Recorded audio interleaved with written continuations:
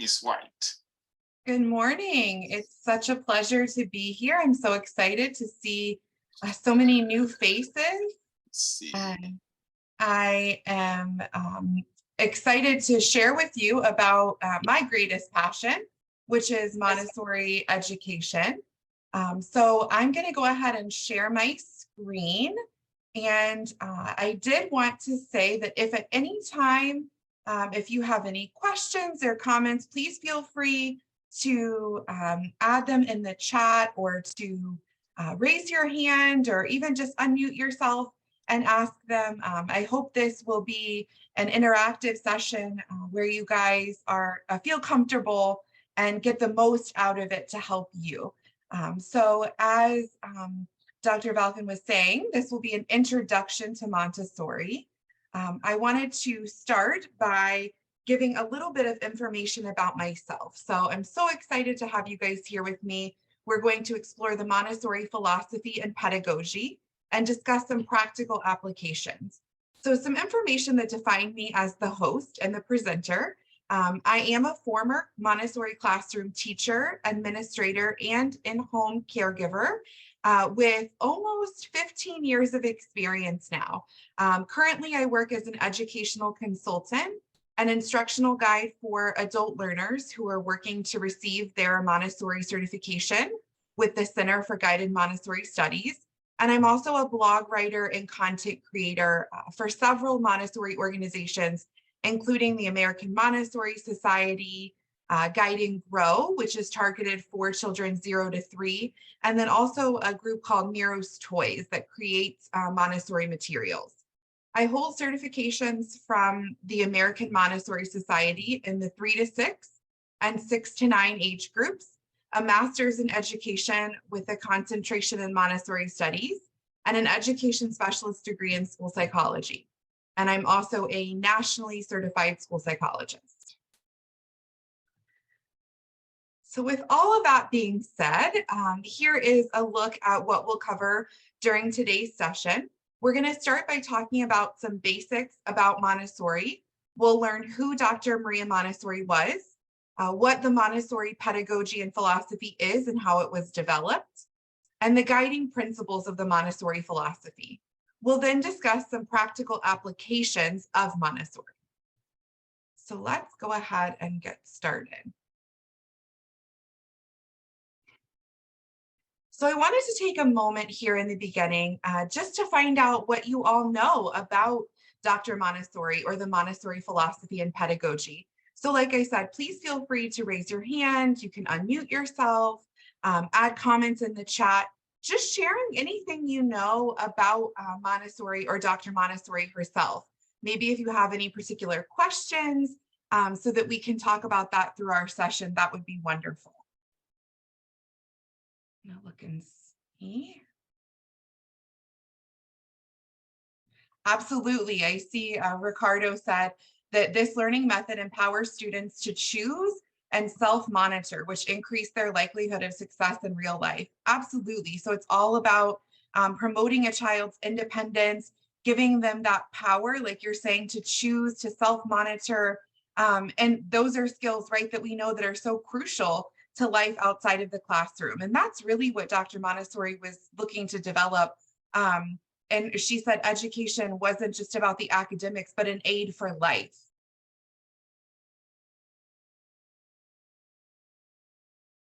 Just looking to see if there's any other previous knowledge or maybe questions. Holistic and inclusive approach towards education. Absolutely. So, and Dr. Montessori actually started, and we'll get into this a little bit more in a few minutes, but she actually started working with children from a low-income area in Italy of children who were believed to have really severe disabilities. And she looked at how this method could really meet their needs and could be transformative for every child if the educator really took it upon themselves to observe what was going on and to develop and implement strategies that really met their needs. Holistic, absolutely. So it's not just looking at the academics, but the evolution and the development of the whole child. Well, that was a really great kind of overview. So let's go ahead and get started and kind of dive into some of the logistics. Oh, I see here another. An educational praxis fairly similar to andragogy that promotes self-directed learning, hands-on. That's a big piece there, that those hands-on manipulative learning pieces facilitates learning for everyone. Team play, yep, that cooperative rather than kind of not pitting children against themselves or against one another. Instead of like competition, it really looks at how children can work together, not restricting children to only theory and information overload, but rather also reaching children who are left behind. Yes, helping children to help one another. Oh, wonderful, another Montessorian. Interesting. Montessori education isn't in consonance with African culture. It looks like, I'm not sure if the other admin are able to see this, but we have a member who's saying there's no sound on their side. Looks like it's Lorado is maybe having some difficulty with sound. I would think, Ms. White, that the participant who apparently has an issue with sound might have to play with his or her own system, because there is actually no complaint about the sound issue nowhere from other participants. So I don't think for the system that we are currently using, there is an issue about sound. So that's my take on this problem raised by the participants. Perfect. Thank you so much. I appreciate that. All right. So without further ado, let's go ahead and jump right in. So Dr. Montessori was one of the first female doctors in Italy. She was absolutely a true pioneer of her time. She worked closely to observe children, like I was saying, with disabilities from lower socioeconomic communities.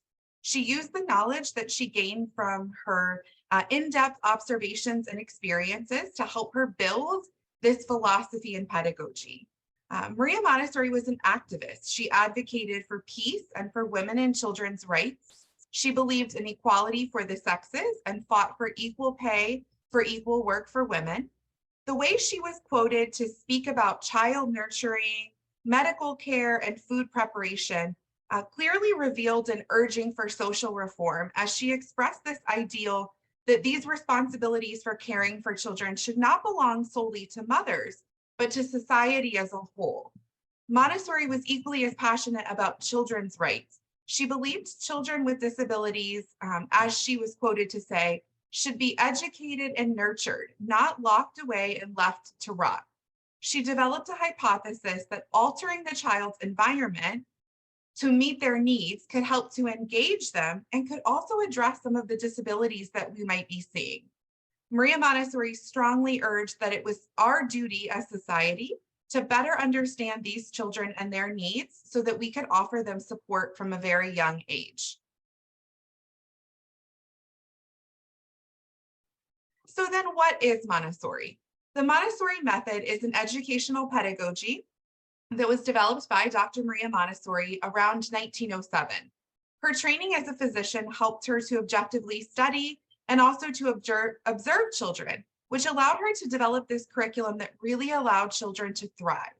The foundation of the Montessori curriculum is the idea that children have an innate drive to learn that blossoms in a calm, orderly environment within which materials are presented on a child's level. These challenging, self-correcting materials, like we were talking about there in the intro, boost a child's self-esteem and help them to develop independence. Dr. Maria Montessori stated the objective of a Montessori education is not to fill a child with facts, but to cultivate their own natural desire to learn. These principles not only apply to the classroom, but can apply in the home setting as well, and how parents and caregivers engage with the child. It involves supporting a child to make discoveries on their own, providing freedom within limits, and enabling success by creating a prepared environment that allows children to be contributing members of the home and classroom community.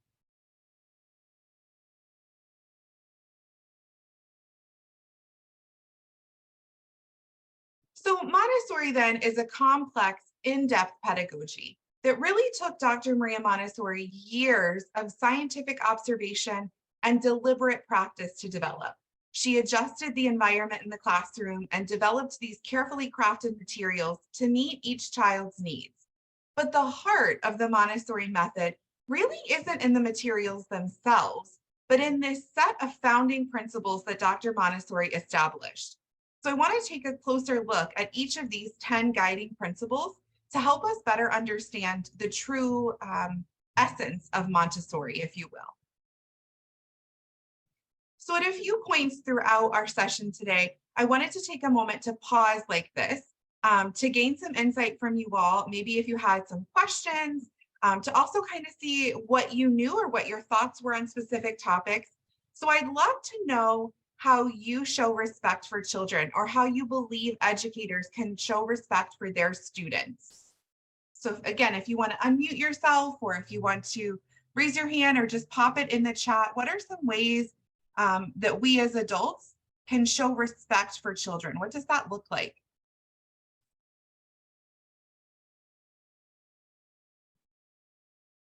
Yeah, go ahead. I see someone has raised their hand. Feel free to unmute yourself.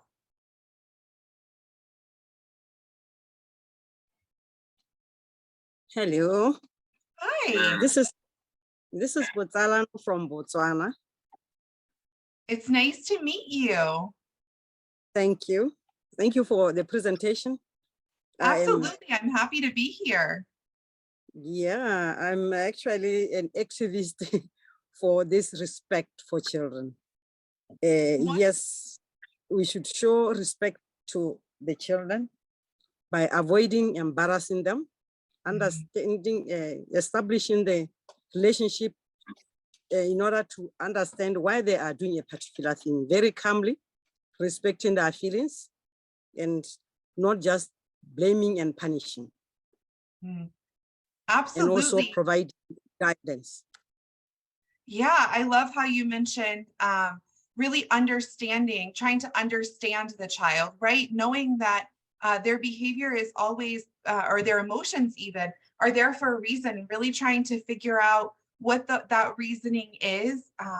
I see here in the chat, we have some other things: listening, giving full attention. Yes, getting down on the child's level, making eye contact, allowing them freedom of self-expression to explore, letting them know their views matter, soft hands, absolutely. Yeah, I see, I'm gonna ask you to unmute yourself. I see another hand in the chat, go ahead. Yeah, hello.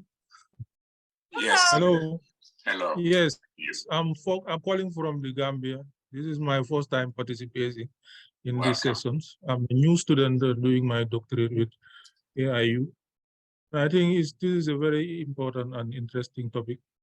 Children are very delicate when it comes to training them to adapt. And I think one of the most important things that I think can make the child to develop interest is to have a system of rewarding them. At least when they do something that is right, you need to reward them, and when they don't perform to expectation, then you sort of reprimand them, not by punishing them, beating them, or harassing them, but by holding back the benefits that they would have gotten when they they perform better.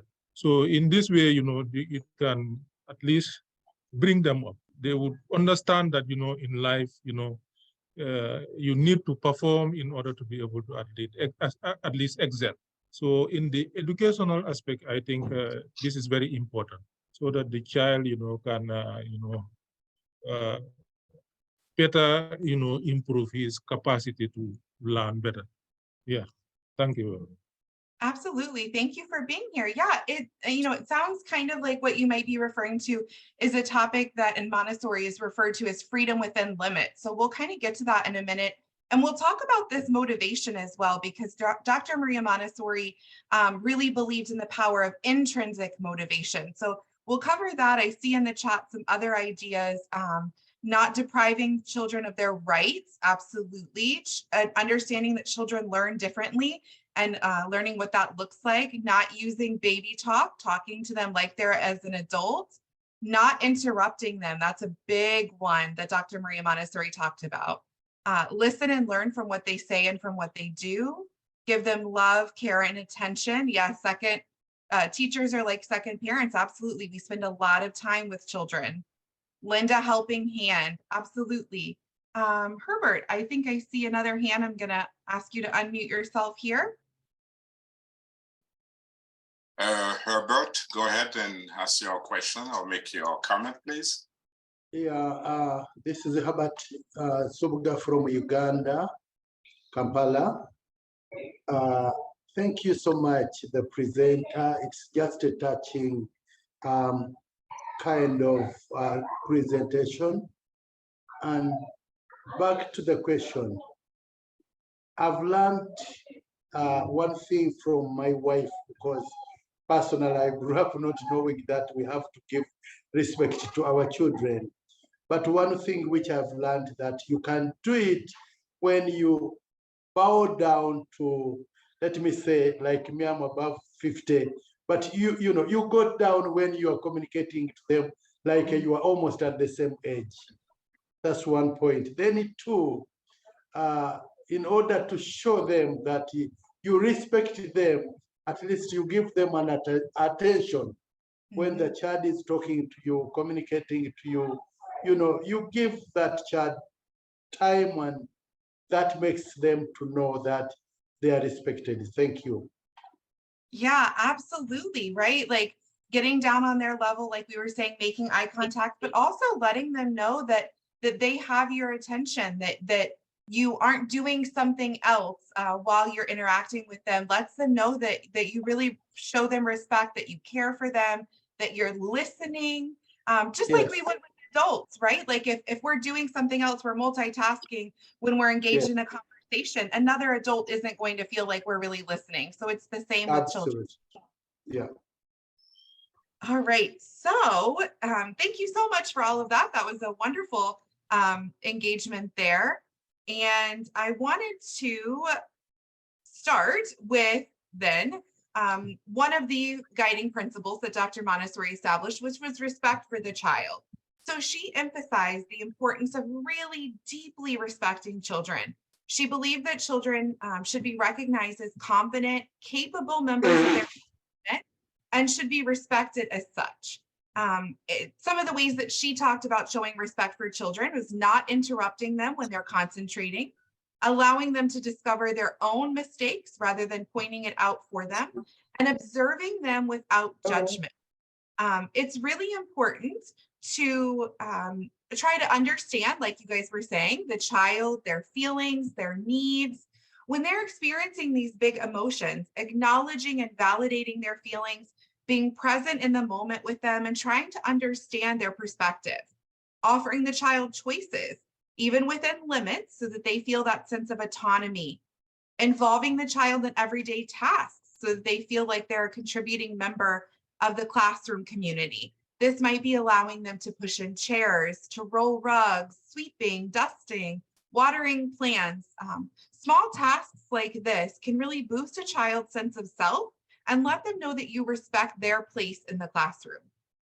Each of these ways of showing respect for a child sends a message to them that we really value them and that we believe that they'll be able to show us their interests and their needs and that we'll follow that lead. I was looking in the chat here. The world is so differently now. Children are different. We need to treat them differently. Absolutely. Environment makes a child grow. Yes, we're going to get into the importance of that environment and how much Dr. Montessori really encouraged how important that was. So the second guiding principle is called the absorbent mind. This was a term that Dr. Montessori developed herself.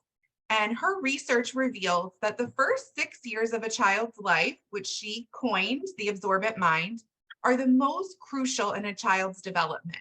During this time, she believed that the child had a mind that was like a sponge. It had this sponge-like capacity to absorb information from the environment.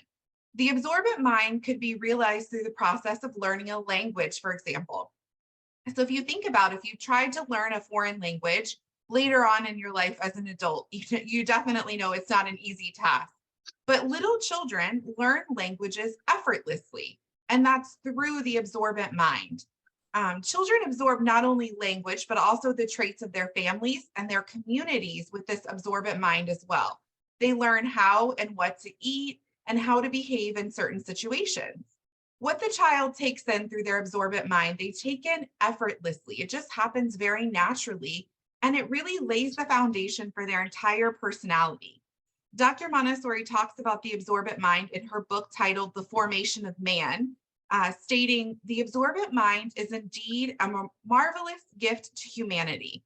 By merely living and without any conscious effort, the individual absorbs from the environment even a complex cultural achievement like language."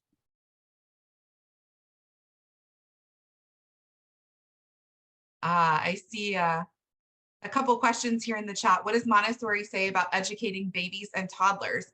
So there are Montessori schools for infant and toddler classrooms, and these same principles that we're describing, so the absorbent mind, respecting the child, all of these things apply for children who are infant and toddler aged as well. And yes, my contact information will be provided at the end if you had certain follow-up questions for certain age groups, most definitely.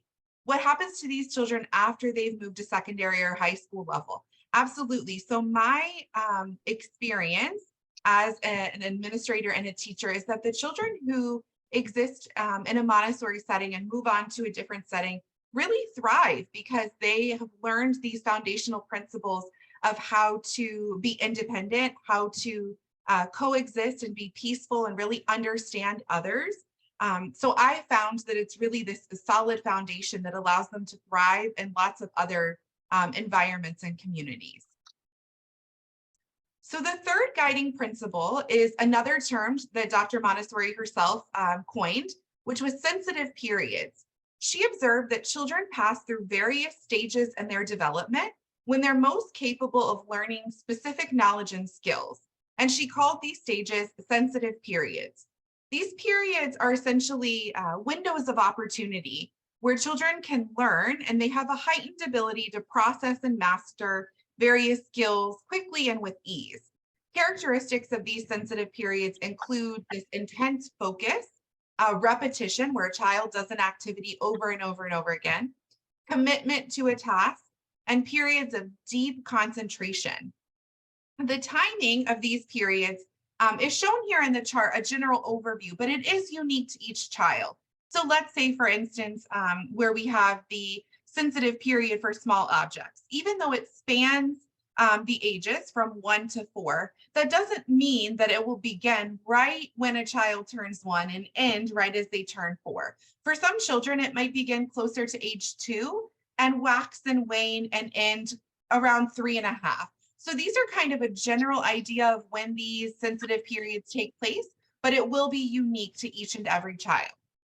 Observing children will really help us to understand what sensitive period they're in, which will allow us to provide activities that align with and identify those interests and support those interests that a child has. Some common sensitive periods for children ages 0 to 6 shown here on the chart are movement, right? The child who's learning to crawl, to walk, language, toilet learning, music, and small objects or tiny details.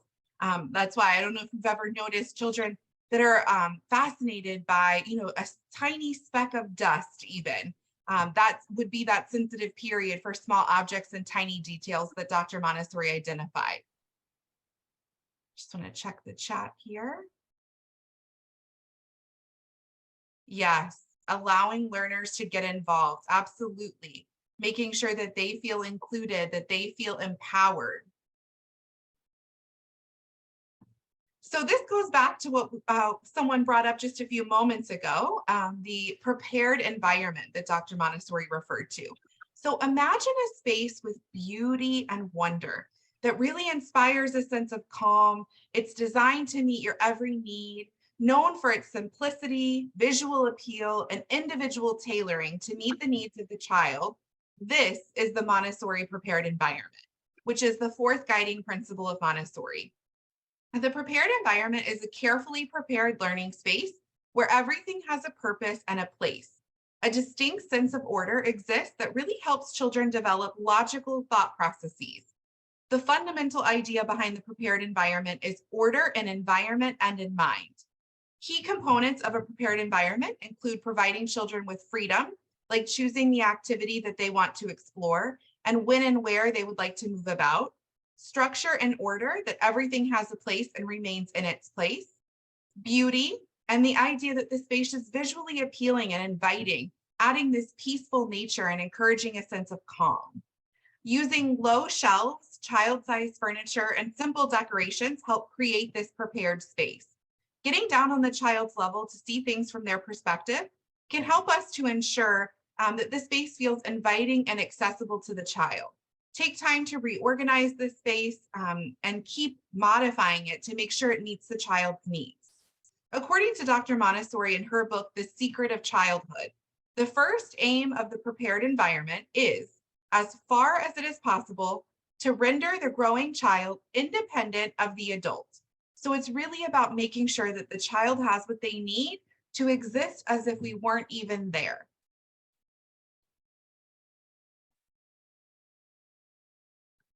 The idea of educating the whole child, that holistic approach to education like we were talking about originally, is the fifth guiding principle of Montessori.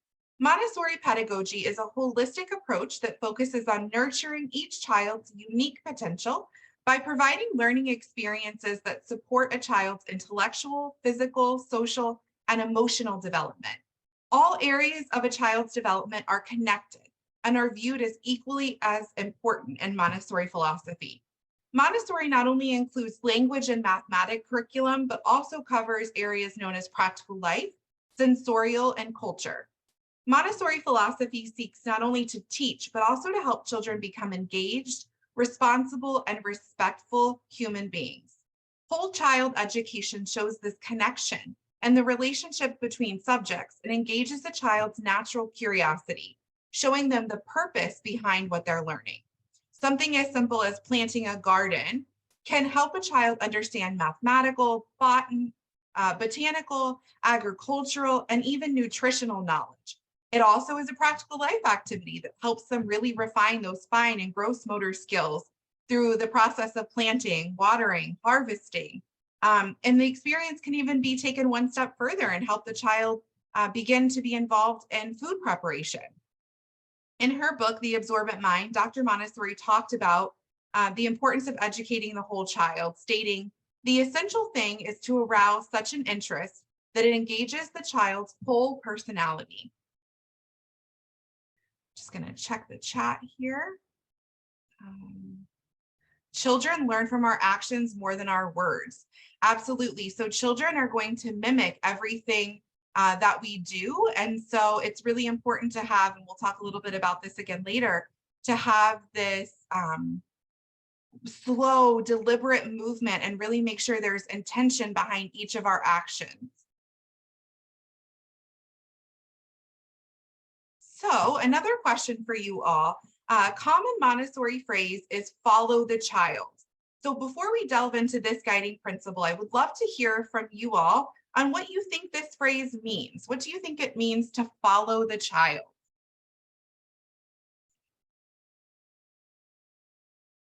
And I'll kind of start by saying there is a little bit of controversy with this term because some people think it's very literal.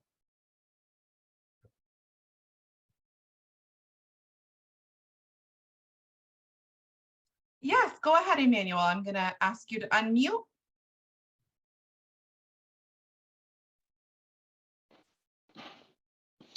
Okay, so to follow, confirm you can hear me, please? Yeah, we can hear you. All right then. So to follow the child means to identify the learning mode of that child and use that as a foundation or like a basis to kind of follow the child and help the child to grow along its capability or its learning process.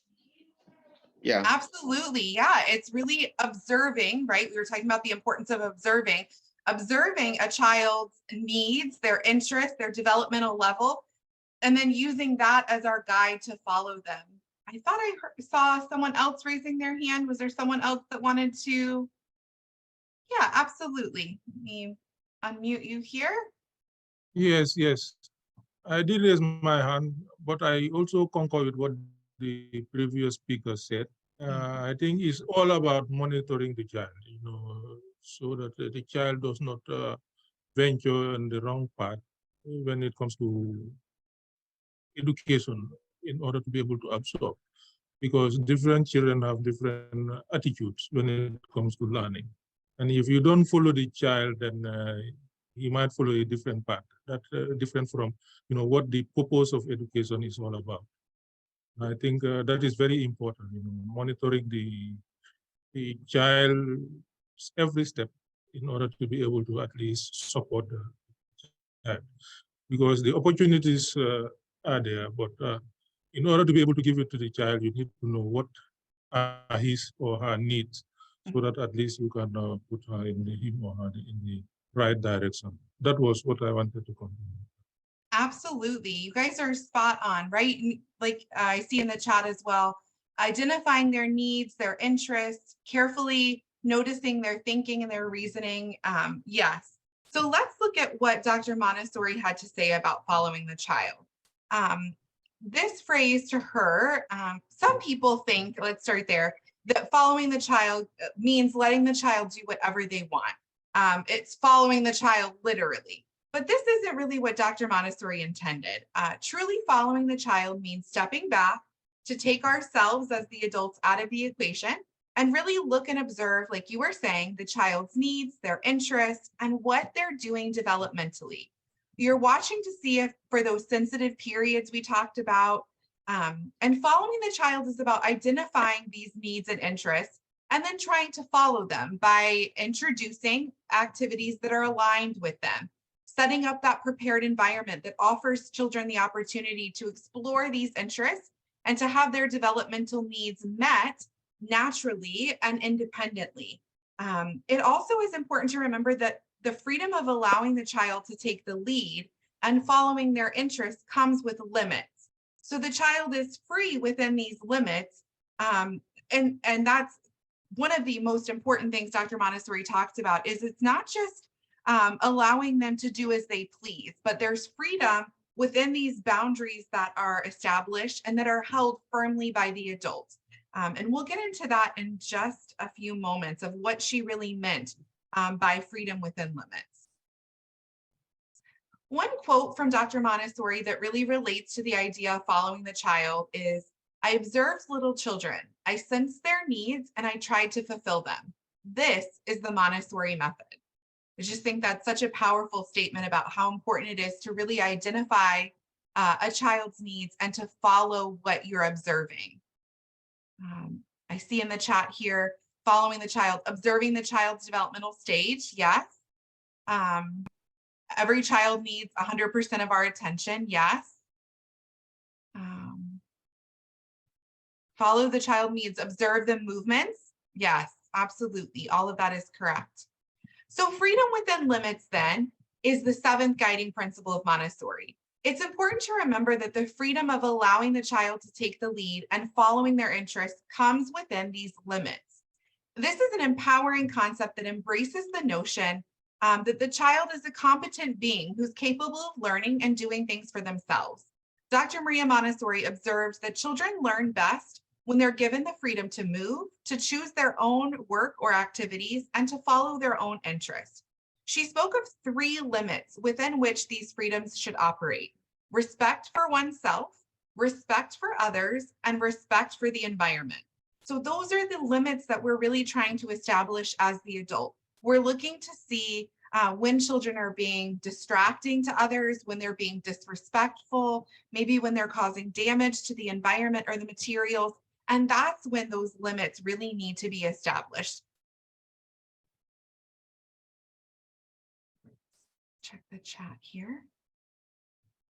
No child should be left behind. Absolutely. So intrinsic motivation, this goes back to something we were talking about earlier in the session, is the 8th guiding principle of Montessori. The Montessori approach really proposes that learning is its own reward for children. Extrinsic rewards like praise or stickers aren't typically used in the Montessori method. Instead, the focus is really placed on the process instead of the product, as children gain this sense of accomplishment from completing an activity and learning to do things for themselves. This internal motivation encourages the child to look inward for feelings of satisfaction rather than outward, and also builds their sense of self-confidence. If you're looking to support or encourage a child, providing objective feedback of things you see, or focus on their feelings rather than your own. So you might say something like, wow, you built a tower, or you worked so hard. You should feel so proud of yourself. So instead of really praising them, you're really focusing objectively on things that you're seeing, or you're putting the ball back in their court, asking them how they feel about their work. Perhaps one of the most important guiding principles for Montessori is independence. Dr. Montessori advised that adults should never do for a child what they're able to do for themselves. Montessori provides the environment, the materials, and the guidance to allow children to do and to think for themselves, giving children the opportunity when they show an interest to then learn how to do things on their own. This could be simple things like dressing themselves, cleaning up their messes, in the classroom, choosing which works they would like to do, even helping with daily tasks like we were talking about, like sweeping, dusting, washing dishes even. When children are able to do things for themselves, it really increases their sense of self-belief, self-confidence, and self-esteem, feelings that they will carry on with them throughout their life. So it's that education for life we were talking about. Just gonna check the chat here. Yes, a sense of ownership, that they're connected to what they're doing. They feel that sense of responsibility. So auto education is the 10th guiding principle. It's based on the belief that children are capable and willing to teach themselves if they're provided with the right environment and the right materials. Dr. Montessori carefully developed materials that were designed to meet child's needs and to empower them with the ability to direct their own learning. The adult's role then is simply to prepare that environment, to offer those activities, and to give gentle guidance and encouragement for children as they go on the path of educating themselves. So I want to look now at what's known as the prepared adult. I noticed in the chat earlier there was some commenting about the process that the adult must take in order to implement Montessori. And so we're going to talk about that. It's what Dr. Montessori called the prepared adult. And she develops this to describe the role of educator. So I wanted to start with a quote from her that really speaks of the importance of that process. She stated, "If a child is to be treated differently than he is today, a radical change, and one upon which everything else will depend, must first be made. And that change must be made in the adult." So I wanted to ask, and again, raise your hand, put in the chat, how do you prepare yourself, or how do you think educators should prepare themselves to work with children? What does that effective preparation look like?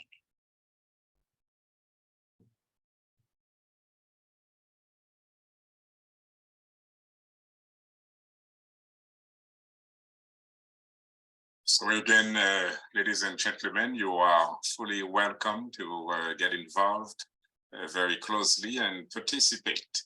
The question or the invitation by Miss Heather White is, how do you feel about getting prepared for teaching students within this philosophy of Montessori?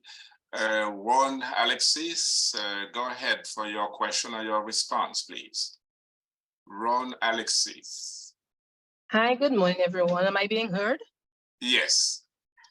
Yeah, so my response to the question is that the first thing an educator must do in preparation of teaching children is to change the mindset.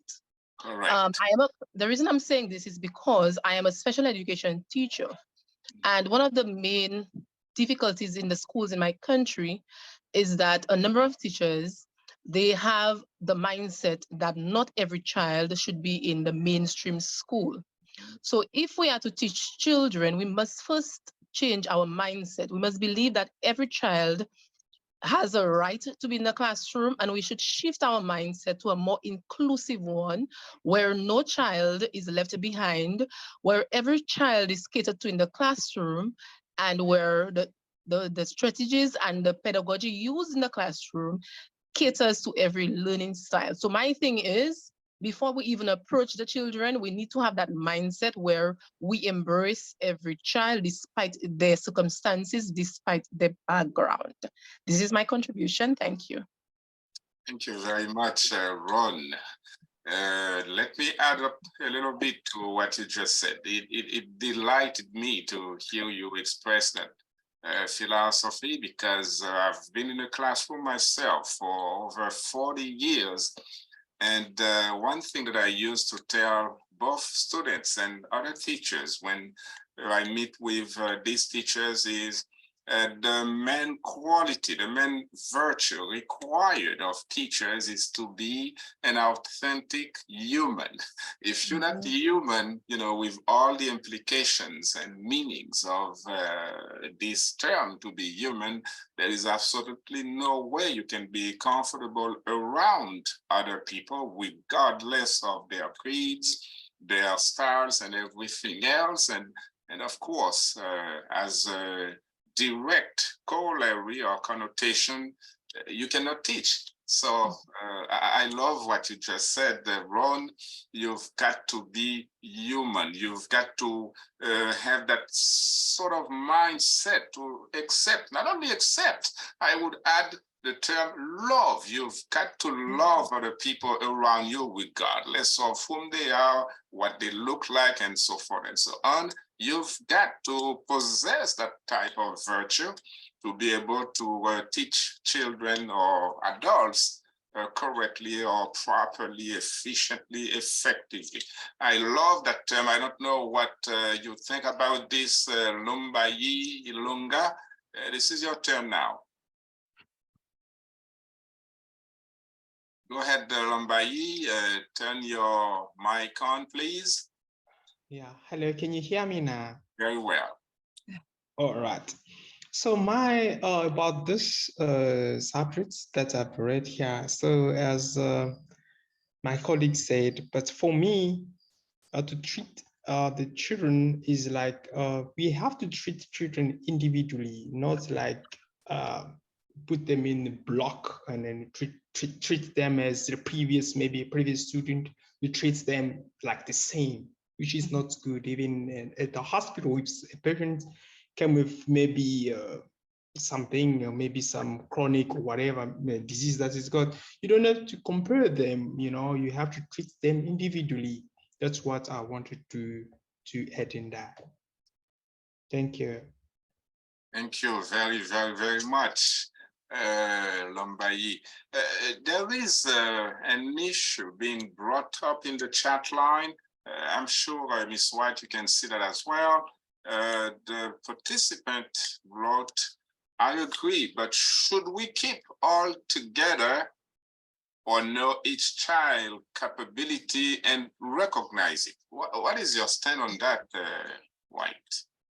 Absolutely. So, you know, if we're looking at the principles that Dr. Montessori implemented, so the idea, you know, goes back to this concept of inclusion. We need to be aware of each child's individual needs, their individual growth and development, but it's also really important, and this is one of the facets of Montessori education, is a multi-age classroom.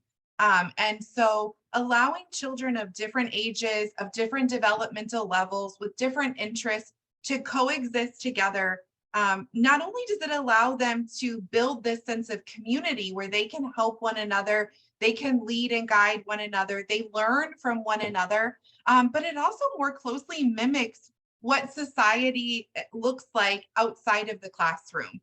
Goes back to that the aim of education being for life, right? Not just for academics.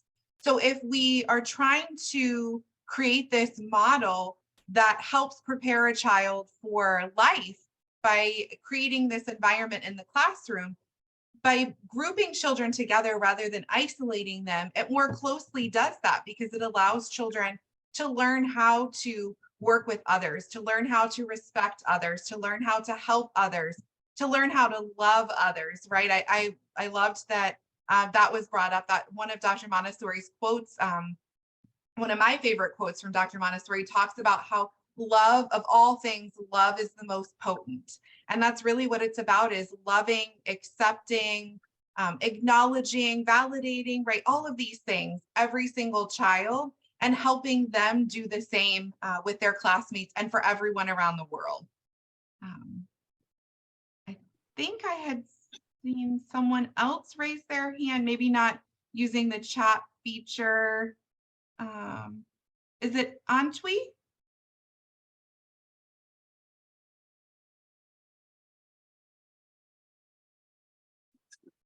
Oh, can you unmute yourself?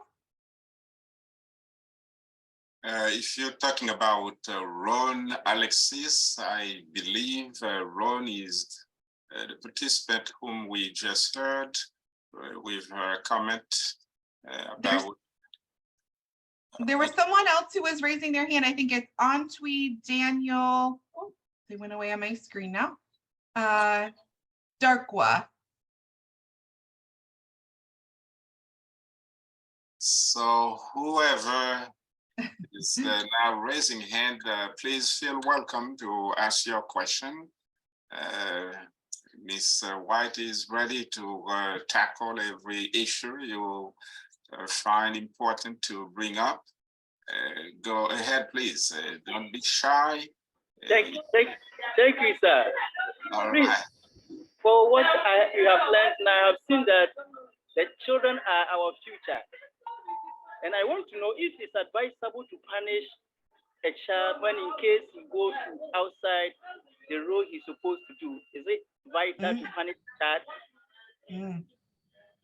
So when Dr. Montessori talked about discipline, she really went back to the concept of respecting the child. So just as we wouldn't necessarily punish, right? If we think about that word and what it means, another adult, she thought we should give children the same respect and the same treatment we would other adults. So really what she felt like it was important to do when children stepped out of those boundaries or those limits that we had set for them was really to model the correct approach, to help them realize internally what had happened, to talk to them about the situation. And really what she went back to was that it was about establishing those limits so that children had clear expectations of what was acceptable and what was not acceptable.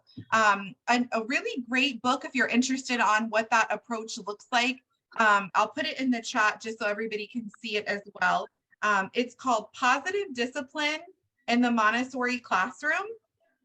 And it is by Chip DiLorenzo and Jane Nelson.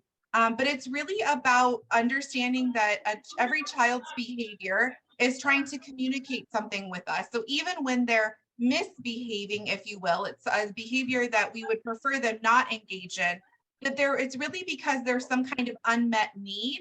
And it's our role as the adult to try to figure out what need is not being met. Maybe they have an unmet need for attention, or they need more power. And so it's really about shifting the focus from how to punish to how to change things within ourselves or within the environment to meet the child's needs, and that naturally the behavior would diminish. So that was really more of what her focus was on, rather than the punishment itself. Thank you. Thank you. You're welcome. Let's see. I see Roan has another question, and then Herbert. Yes, it's not a question, but I'm going back to the point that was made in the chat, where it was mentioned that should the children be together or should their capabilities be recognized? And just like you, I agree that they should be kept together in the general classroom. And if we practice universal design for learning, then we could be able to identify the strong areas, the weak areas, and we could recognize them. Because practicing universal design for learning using the principles of UDL, we would give each child various opportunities, various means of expression, representation, and engagement. And as a result, we will be able to recognize what their strengths are, what their weaknesses are, keeping them with their friends and working with every child within that same classroom. Yeah, absolutely. And there's a lot of research coming up connecting UDL and what that looks like in a Montessori environment. So they are definitely very compatible. Herbert, go ahead and unmute yourself. Yeah, this is Herbert again. As a parent, especially a parent in Uganda, we consider children from day 1 to 18 years. So I wonder which age are we talking about, because we have if we have different ages, that means different approach. So especially here, which children are we talking about, which age? Yeah, so the Montessori method, Dr. Montessori originally started working with children ages 3 to 6, but her method has been developed and used with children all the way from birth through 18 years of age, through adolescence. So she looked at the planes of development, and she said that the planes of development were from ages 0 to 6, then from 6 to 12, from 12 to 18, and then adulthood. And so within those planes of development, there are different approaches. These things that are referred to in the presentation would apply to children in all of those different age ranges. And then there would be some variety that would come about to meet each child's individual needs. So for instance, in the age range of 0 to 6, it's really about allowing the child to be involved, to be contributing members. The child's really interested in these hands-on activities. As the child gets older, they become more interested in fantasy. They become more interested in able to think abstractly. So it's less of a focus on the hands-on material. So these guiding principles would be something that would exist in all classrooms for all ages. And then there would be some variety based on the child's individual plane of development. Yeah, thank you, thank you. You're welcome. Yeah. All right, so I'm going to go quickly through the next few slides. They all kind of refer to the process of becoming the prepared adult. So Dr. Montessori said this practice was physical, intellectual, and spiritual. So what that means is physical is really training our body. So it's having slow, deliberate movements. Children kind of follow everything that we do, and in order to do that appropriately, it needs to be slow and deliberate so that they can see each and every piece that's required of them to mimic. Intellectual is really learning about the theory and methodology. So it's things like attending a course like this, reading books, maybe listening to a podcast. And then the spiritual is really what Dr. Montessori said was absolutely paramount. It's helping us as adults to really see, to go beyond just casually looking at the child, to see what we're bringing forth, what lies within. And so I wanted to just share some easy ways that you can start becoming this prepared adult. So like I said, I'm going to go through these quickly just because I know we're running out of time. So observing, Dr. Montessori talked so much about the importance of slowing down to really implement this art and science of observation. That was her background as a scientist and a medical doctor, of making these careful observations. And she applied these observations to her understanding of children. So it's looking at things intently to gather this impartial, objective information to understand where these meanings and connections lie in a child's interest and the activities that they're engaged with. And one of the things that Dr. Montessori said, one of her quotes in talking with parents was, "We say this to the teachers in training who enter the children's house." That's the age of 3 to 6. "Stand by, remain silent, and do not speak a word to the children. Do not make any noise. Here, the children are in their own world. You must observe simply by looking. You must not wish to judge, correct, or teach. It is only in this way that you can enter into the spirit and practice of the teacher." Some other things that you can do is to cultivate that learning mindset, to learn more, continue to grow. Again, like I was talking about, maybe you read some books, listen to podcasts on the topic of, Montessori. It could be other things in education, like positive discipline, nonviolent communication, just continuing to understand a child's development overall, and maybe even individually. There's also this important inner work that needs to take place to become that prepared adult. So learning about our own personal limitations, our preconceived ideas that we have about children. In her book, The Absorbent Mind, Dr. Montessori stated, the real preparation for education is a study of oneself. The training of the teacher who is to help life is something far more than the learning of ideas. It includes the training of character. It's a preparation of the spirit.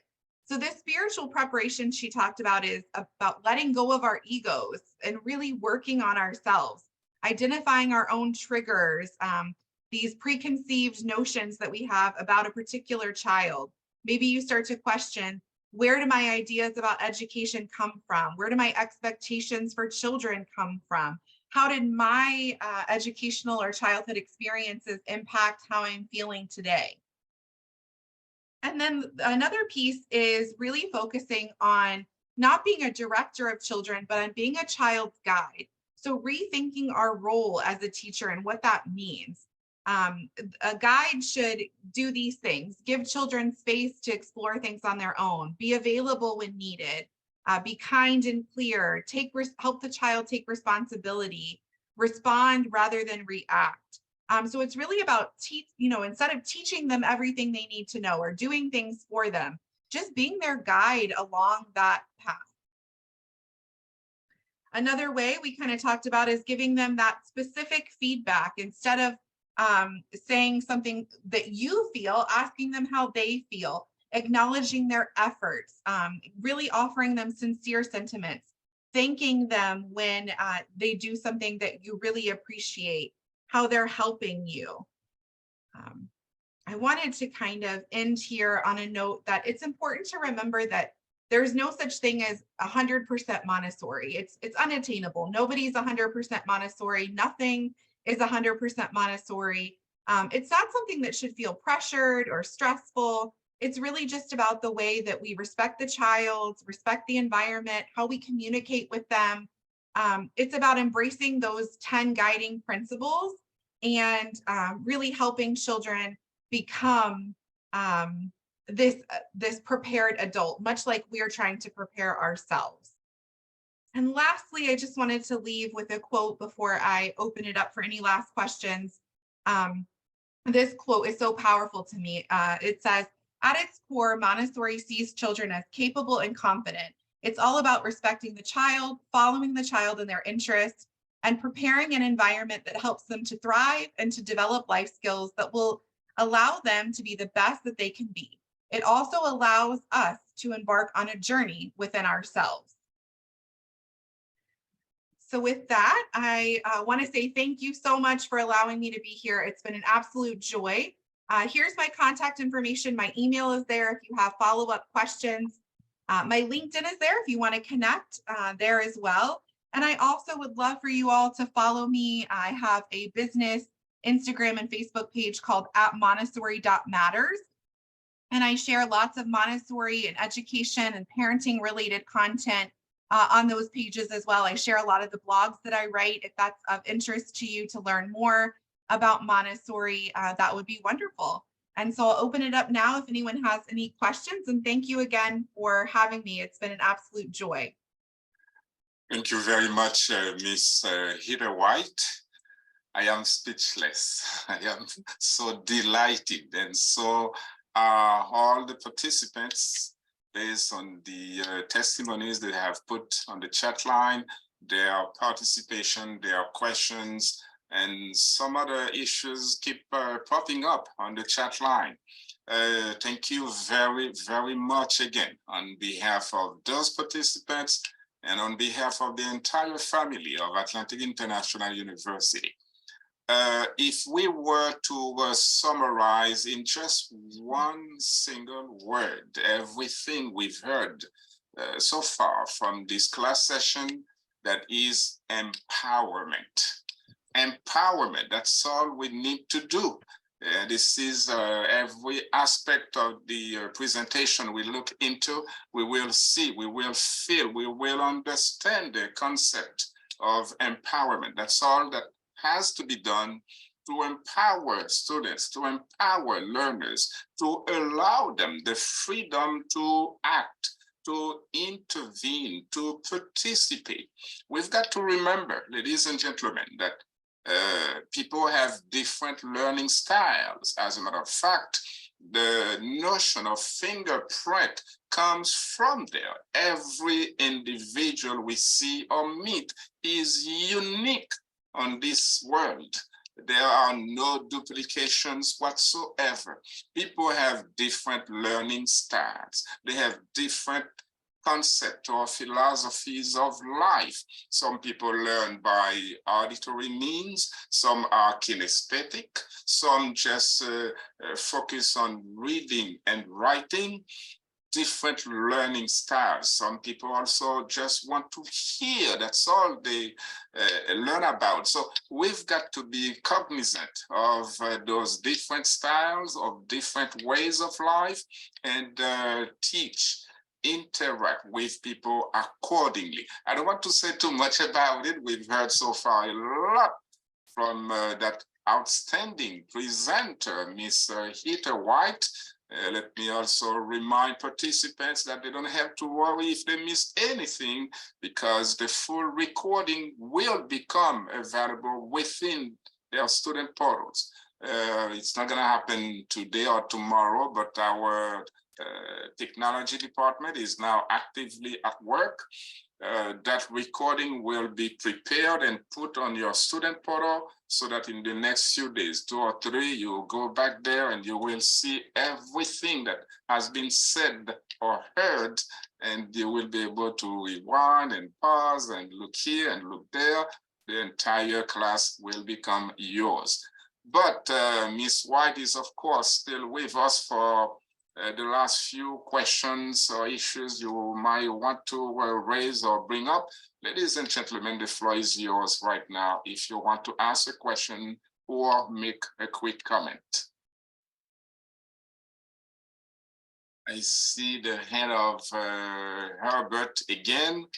Let's see, we don't have any other participant, but go ahead, Herbert.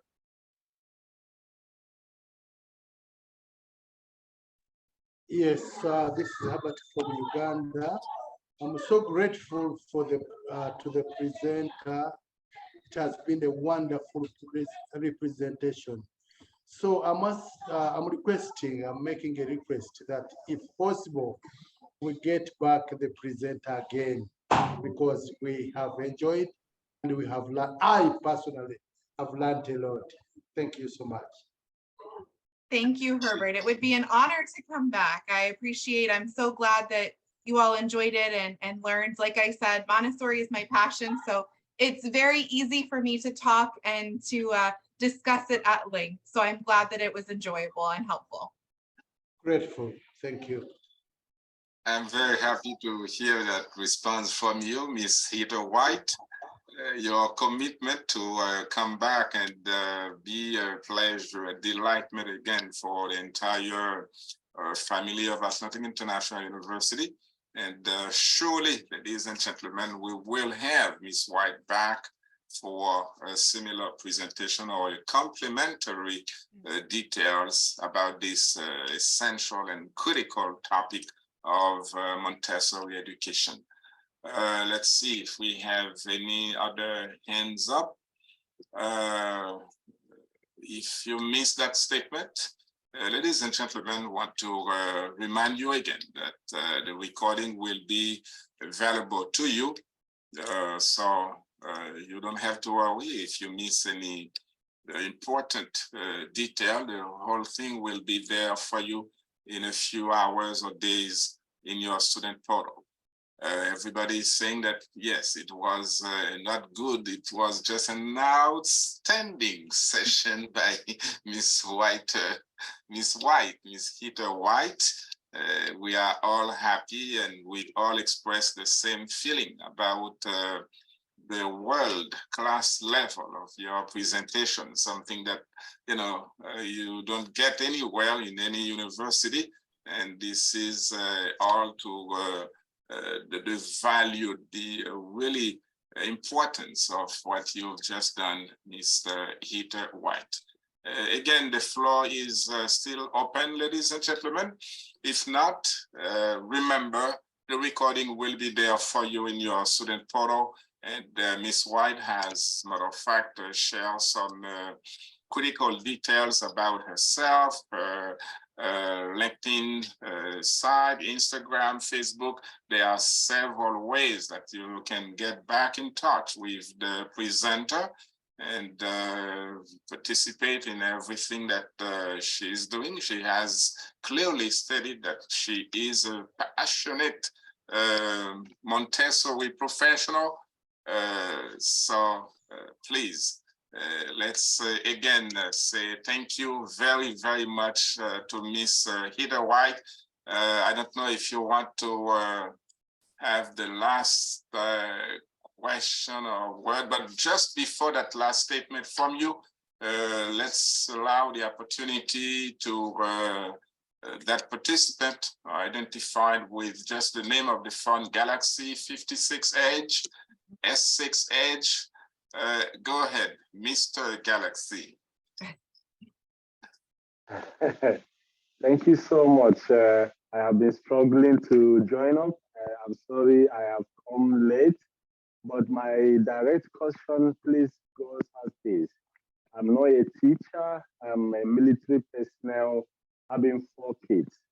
So I just want to ask question, how do we cope with managing our children with the world of social media, laptops, iPhones, YouTube, Facebook, TikTok?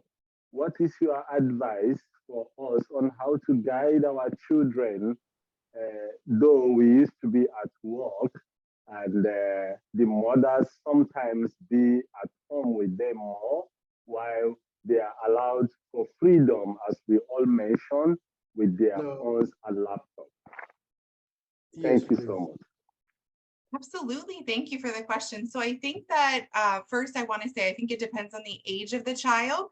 So, you know, if you're looking at very young children, there's a lot of research to show that screen time should be limited. But if you're talking about older children, maybe, you know, older elementary age students, adolescents, I think what's most helpful, and if you think about going back to those guiding principles of freedom within limits, respect for the child, it's really about having a conversation with the child, involving them in the conversation and setting those boundaries. So maybe it's something like, you know, letting them know that you'll be monitoring the account, but that you give them the freedom to use it.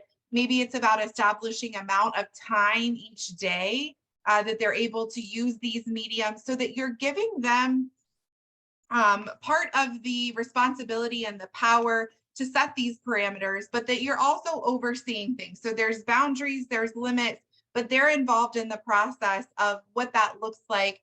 It's an open conversation. And so they feel that autonomy and that responsibility. Also talking to them, I think, very openly about, you know, why it's important that they be responsible with social media and technology, maybe what some of the dangers are and why it's important that you oversee things, so that they really understand that it's not about a power struggle. It's not about you wanting to be in control. It really is to keep them safe, because ultimately that's our job as educators, as parents, is to keep children safe. And so that's why we're implementing these guidelines. Let them know that's why we're talking together and coming up with these parameters, is really to keep you safe. So what does that look like? What do I want? What do you want? You know, there's a really great kind of protocol in, there's a book called Redirecting Children's Behavior by Catherine J. Cavoles.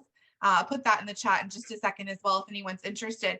But she talks about having a brainstorming session with children, so that you come to the table with an idea, they come to the table, you brainstorm all these ideas of what it could look like. And then together you go through and come to an agreement on something that works for everyone. So maybe your child says something like, oh, I should be able to be, you know, on social media 3 hours every day. And you say you should only be able to use it when I'm around you. You come up with all these options, and then you find something that works for both of you. And you keep having these check-ins, these open discussions about how things are going and tweaking it as it goes. So that's what I would say, is really involving them in the process and letting them know why it's important to have these guidelines or these limits, so that they understand it's not really about control or power, but about keeping them safe. Thank you so much. Absolutely. Thank you very much, Miss White. On that note, cherished ladies and gentlemen, we are putting an end to this wonderful, awesome presentation. We thank you all for your participation, and we certainly look forward to having you again in the near future, particularly tomorrow, this upcoming Tuesday, the last day of the month of February, when we have a topic about linguistics, neuroscience, and artificial intelligence. We look forward to having you join us again tomorrow at 10 o'clock. And once again, Ms. Heather White, you've been really outstanding. We thank you very much. And to you and to every participant, we wish a very happy and blessed Tuesday, Monday. Thank you very much again. Bye-bye.